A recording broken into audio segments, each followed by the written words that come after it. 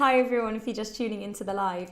I thought I would go live on all groups and pages today. So hello from Lorna. Hi everybody. This is what I do with my members on a weekly basis. We do a Q&A where everyone sends in their questions, whether that's about nutrition, lifestyle, health, whatever it might be. And then we go into a little bit of a deep dive and just have a bit of a chat about them. So hello and welcome on board. Before we begin today, though, I want to make two really quick and exciting announcements. So first things first, if you're watching this and you are not in the members group, we are starting our 2-week Step into Spring course on Monday. So if you've been thinking about joining us for a while, now is the time. Get on board. You know you want to.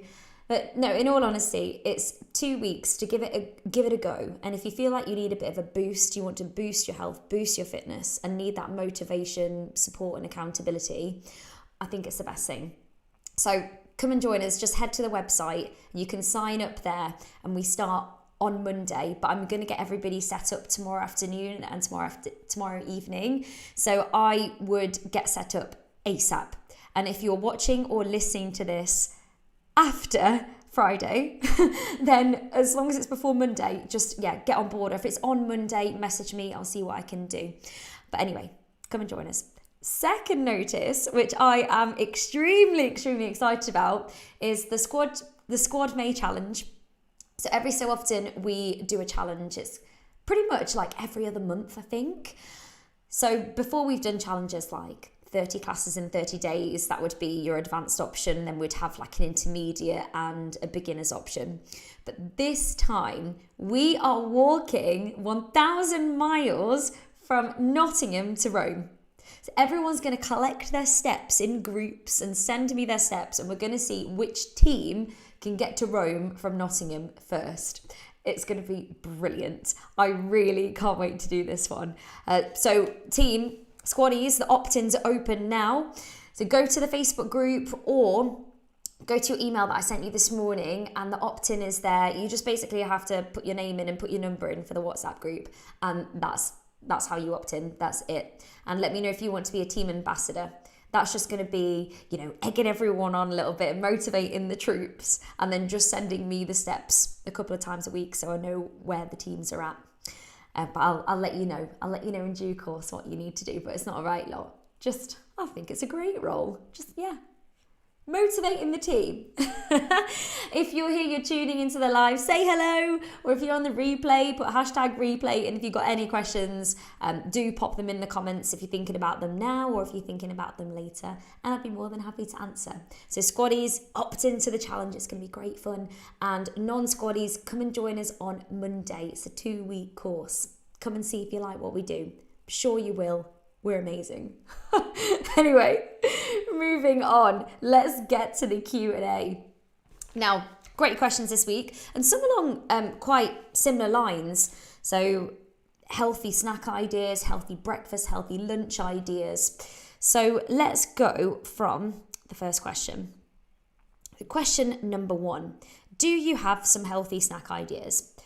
So let's just determine, first of all, what we think is healthy. Like, obviously anything is healthy in moderation, but in terms of a healthy snack, if you are an active person, or if you're somebody who's trying to maintain a healthy balance, or maybe if you're on a weight loss journey, let's talk about healthy in terms of nourishing. I think that's the best side. And I'm also going to say sort of high protein here. High protein snacks to keep you satiated, to make sure you're helping with your muscle repair and hitting your protein requirements, but also variety and thinking about putting good nutrients, nourishment, minerals, vitamins into your body. So I've got a list. I literally sat down and I wrote a list of different things that I have and other things maybe that I don't have as much of. Like, for example, boiled eggs. I would love to be the person that would do boiled eggs on a Sunday and prep them all and peel them, but I'm not that kind of person. So if you're anything like me, I'm really busy, and convenience is important to me, but convenience, healthy convenience. And I've got loads of snack ideas for that, and some that majority of them I have. Probably only the boiled eggs that I don't actually. Anyway, but I do have boiled eggs. I do really like eggs. I digress. Are you ready? And let me know if you've got any others you want to add as well. Greek yogurt. You could add berries to this. You could put some honey on this. Just be careful with how much honey you put on, of course. Boiled eggs, they are really, really good. And if you do have the patience to peel an egg, excellent, fantastic choice. Protein bars, just be careful about, the ingredients list. Obviously, the less the ingredients, the better. And I wouldn't be having 2, 3, 4 of these because it might mess with your digestion. So maybe 1 a day. They're good because they keep you feeling fuller for longer, and they can quite often be very, very tasty, but just be careful on the ingredients and the sugar contents. Bananas, and along with that, fruit, apples, pears, whatever you fancy. Fruit's great. Raw vegetables, if you like chomping on carrot sticks, cucumber, that kind of thing. Then cottage cheese is a great snack, and you can put that with fruits, anything you like really. And I'll come to lunch in a little bit, but I always used to take, when I worked at Boots, I used to work in head office at Boots, if you didn't know, I used to take sweet potatoes with cottage cheese in, and that was actually really, really nice and really filling and really healthy. Nourishing. Along with that, veggies and hummus, rice cakes, peanut butter, or maybe whole grain crackers, cooked chicken or cooked meats, popcorn. If you like having popcorn, obviously I'm not talking about the popcorn that's layered in like thick toffee or anything like that. But popcorn is a great snack, and it can be really filling as well. So there are a few healthy snack ideas. Like I said, if you've got any others, feel free to add them in. I'd love to hear them. Number 2, assistance with ideas for breakfast and lunch, which avoid seeds or tomatoes. Are you ready? Some of these overlap a little bit actually. So like Greek yogurt. Greek yogurt is really great for breakfast. Greek yogurt, not Greek style. There's a difference. There is a difference. So you could have that with berries, honey, fruit, whatever you like. Porridge is a great one. If you like porridge, you can add different toppings to that. Obviously, not seeds in this example, but whatever you want to it. I sometimes add either half a scoop or a scoop of protein powder. Just keeps me fuller for longer, helps with muscle repair, and means that I'm hitting, that protein, I want to say window. What I mean by that is you need protein throughout the day. Yeah. Anyway, yeah, helps you hit that protein window in the morning. Smoothies, eggs on toast, scrambled, poached, however you like your eggs in the morning. They're all great options. Moving on to lunch, if you want to, chicken and rice. I know that's got connotations of bodybuilders and people in comps, bikini comps, but yeah, it's great. It's a good one. Tuna salad or sandwich or wrap. Again, eggs on toast. Another one that I always have if I'm working from home, eggs on toast. It's so easy and so healthy. Stir fries, whatever variety you want. You could put tofu in there, you could put chicken in there. Grilled fish, different types of soup. That sweet potato and cottage cheese that I used to have at Boots. And I've written wrap, but I've already said wraps. So there you have it. There are a few healthy lunch ideas. Again, feel free to add any you want to on that list. I hope that's giving you some food for thought, quite literally though. Question number 3. What is considered to be a good muscle density for a woman aged between 50 and 60 years old? It depends on what measurement you're using here for this one. So there are a few different ways to measure your muscle mass, as in your muscle to fat ratio in your body. The most effective way is a DEXA scan, although they can be really expensive. And what they do is they measure the type of tissue you have in your body. So whether that is muscle tissue or fat tissue, and it measures the proportion. If you have bathroom scales that tell you your body fat percentage, chances are they're really not accurate. So please don't get hung up on them. The most accurate way to do it is through a DEXA scan at the moment, but it's not like a routine thing and it is very expensive to do. In terms of how, they measure what's a good muscle percentage, muscle density, it's basically anything that's above average for your age. And they say, depending on the measurements that you're using, 35 to 40, and it's called Hounsfield units, HU units or higher. Now, for someone like me, where I'm like, okay, what on earth does that mean? It is measuring your tissue in your body, so that the muscle tissue in your body. I would rather know it in terms of percentages because I feel like that's easier to grasp and easier to understand. So for a woman between 50 and 60 years old, you want to be aiming for muscle mass of above. So the average is 60 to 72%. So if you want to be above average, you're looking at the higher end and beyond. But I wouldn't get too hung up on the statistics about it. I think the bottom line is, if you are doing everything you can in your power to improve your muscle density, to improve your health, your strength, that's all that matters. So that is going to be, if your aim is to build muscle mass, if that is your aim, what you want to do is you want to be strength training, so using weights.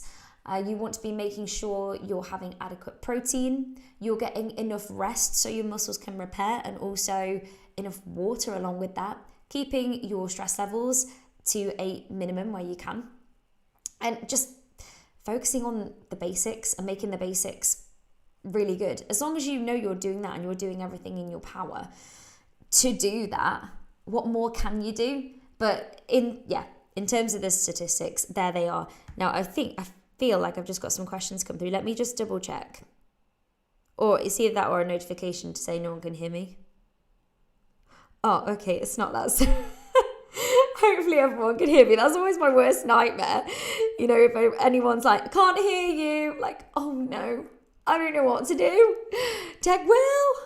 Yeah, that usually happens. Just give Tech Will a call. But it's a really good question. And, it's really important to make sure you're working on your muscle mass, particularly as we age, because after the age of about 30, our muscle mass decreases, and when you hit the menopause, then it decreases at an exponential rate.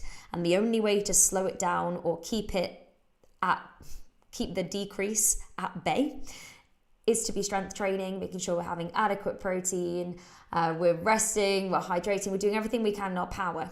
And you can actually increase your muscle mass. You can. It will be hard, but you can do it. Because a lot of people, I feel like, get to sort of 50, 60 or menopausal age and think, oh, it's the start of the end. And it really isn't. It's just a new chapter and you just have to adapt. So maybe instead of doing as like all the cardio classes, I'm not saying that you can if you want, but you might want to incorporate a bit more strength training so you can hold on to some of that muscle mass or hold on to all of it. So you want to be stimulating the muscle. Anyway, I feel like I've digressed a little bit, so I'm going to go back to the questions. I hope this is useful though. I hope it's all good stuff. Question number 4. If it's not too late, it's never too late. Is it better to do all classes in barefoot, or are trainers encouraged? This, as a whole, boils down to personal preference, and I'm going to tell you my story as well. But firstly, it depends on the class you're going to do. If you were doing yoga or Pilates, you want to be doing it in barefoot ideally, because it's better for your balance. You're making your feet work. So the strength in your feet, you're making them work. And it's partly related to the whole mindfulness of being grounded to the floor. And it feels nicer. It feels nicer to be connected to the floor in those classes. So I would say definitely in those classes barefoot. In any other class, if you're working out at home like we do online, I really feel like it's down to personal preference. In my studio downstairs, I've got, that jigsaw floor that pieces together, and it's quite spongy. So it's quite nice to do in barefoot. Like I can do it in trainers or in barefoot, but it's quite nice. It's quite cushioning. If you're doing it on a hard kitchen floor and you're doing some jumping around stuff, I would probably prefer it be in trainers because you've got the cushioning there, or if you put down some sort of mat, non-slippable mat. There are pros and cons. So a lot of people are in camp barefoot because they feel like we weren't designed to have feet that are crammed into shoes, and it's meant that we're not using our whole foot properly, which can lead to issues with our knees and then in turn our hips and then our back. Whereas if, we have really strong feet, then we're going to be holding ourselves as nature intended and all that.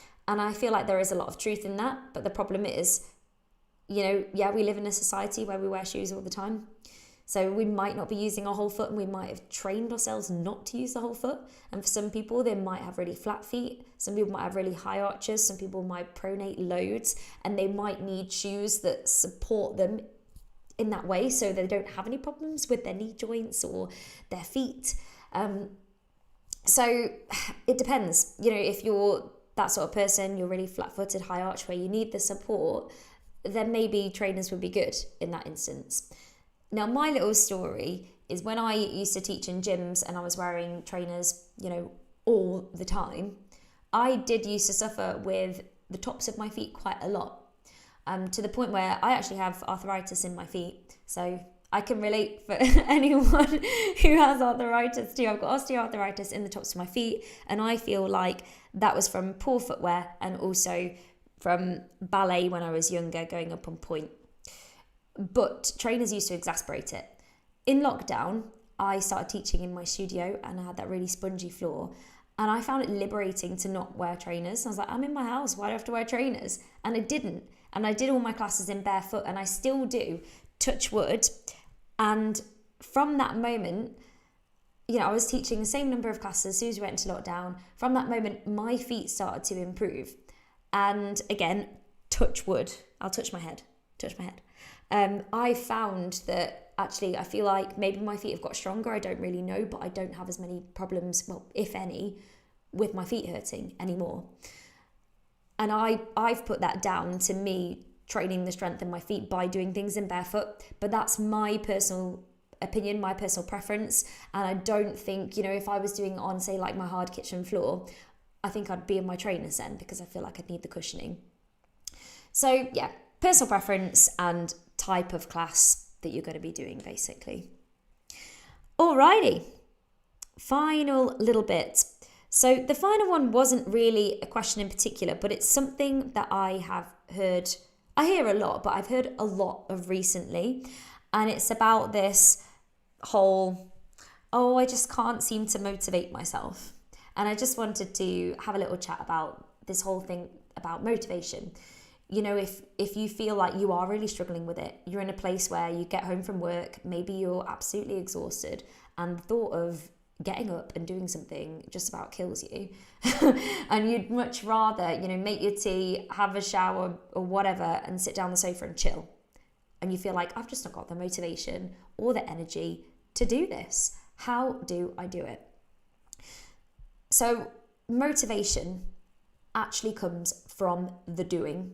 So actually making yourself get up, and when you get home, maybe you put dinner in, you do a class, do it straight away, do a class there, action first, and then you feel good about it. You feel really pleased that you did your workout, you feel better for it, and that is the thing that motivates you. It's that intrinsic motivation, and that is a thing that is really, really important. So you've got two types of motivation. You've got extrinsic and intrinsic. Intrinsic is going to come from inside. It comes from within you. Extrinsic might be from external factors like your friends saying, come on, let's do it. I mean, that might work for that one time, but you can't rely on somebody else to be motivated for your whole life. It's got to come from you. Or it might be the fact that I've got a holiday coming up, so I know I want to lose a few pounds so I can look like XYZ. That might be extrinsic motivation. But coming from within you, you do it for your health. You do it because the alternative of not working out is poor health, and it's poor health in later life. And trust me, you don't even want to go there. That is the hard alternative. The easy alternative is making yourself do a bit of exercise now, so you don't have to go through that at a later stage, and it might end up being sooner than you think. So you do it because it feels good. You do it for your health. You do it so you can run around after your kids or your grandkids. You do it so you feel energized. You do it so you don't feel sluggish. You do it so you feel proud of yourself. So many different reasons we exercise, but please don't think that a little fairy is going to come around and wave her wand and make you motivated one day, because it doesn't happen like that. You actually have to pull on your big girl panties, tie your hair in a hair bubble, put a bit of lippy on, whatever you need to do. Get your kit on, do it. Do it. Even if you'd rather scream at the top of your lungs, but do it anyway. Don't give yourself an option to not do it. And it has to come from within you. And if you're thinking, yeah, Lorna, but I just won't do it, well, just have a good chat with yourself, adult yourself, talk to yourself and be like, right, Lorna, we need to do this because I want to feel good. I feel like rubbish every single day. I want to feel energized. I want to feel good in myself. And I want to get to summer and feel confident in all my summer clothes. So I'm going to pull on my big girl panties and do this workout. And when I've done it, I'm going to feel so much better for it. And then you just do it. Then when you've done it, you think, oh, actually, that really wasn't as bad as I thought it was going to be. And I actually feel quite proud of myself now. And then it makes you want to do it again and again and again. And on the days that you don't feel motivated, that's where, everyone says that discipline over motivation. Well, it's true. That's where the discipline kicks in, where you've disciplined yourself, that you've committed to, and this is what I say to all my new squaddies, 3 classes a week. I've committed to doing 3 classes a week. I need to get them done. I need to get them done in some shape or form, but I know I'm busy. I know I've got other commitments, but I know that I need to put myself first. And you do them, no matter how long they are, no matter whether it's the same time as cooking dinner, when the kids have gone to bed, first thing in the morning, meaning getting up 15, 20 minutes earlier than usual. If you're getting them all done at the weekend, no matter what shape or form they come in, you're going to get them done. And that's the discipline. And you do that and you do that and you do that and you ingrain it into your daily life to the point where it becomes part of your routine. And you don't quite feel right if you haven't done your workouts. And for those that have been with me for a while will understand what I mean. And sometimes now, and I know a lot of squaddies are like this, and me, if I go away, chill out, I don't do like half as much as I normally would. When I come back, I'm like, oh, God, I can't wait to get back into my routine now. Enjoyed the break, but crikey me, I need to get back to me again. And that's what you'll feel like. So, little pep talk from me. I just want you to know that for those that say, I'm motivated all the time, they're lying. And for those that say, I'm just not motivated enough, I want to say to those people, and if this is you, give yourself a good talking to. If this is you, that's not true. You just don't want it enough. Mic drop. No, that might sound really harsh, but it's true. So I hope that little pep talk has been useful. And if it has, you might even want to save this little snippet for when you're having one of those days. But let me know if it has been useful. And I am going to love you and leave you all now because I've been chatting to you for 23 minutes and I don't want to bore you. So I'll see you squaddies on demand over the weekend, or I'll see you on Monday. If you want to come and join us and you want that motivational boost, and I say motivational boost because you will get it by being surrounded by people who want to do the same thing as you, and from me as well, checking in with you. Come and join us for our 2-week Step into Spring, starting on Monday. Just go to the website, sign yourself up, and I'll be setting everyone up tomorrow. And squaddies, if you feel like you need that boost, get yourself on the May Challenge. 1,000 miles to Rome. We're doing it! Anyway, thanks so much for listening, everyone. Have a great weekend, and I'll see you soon.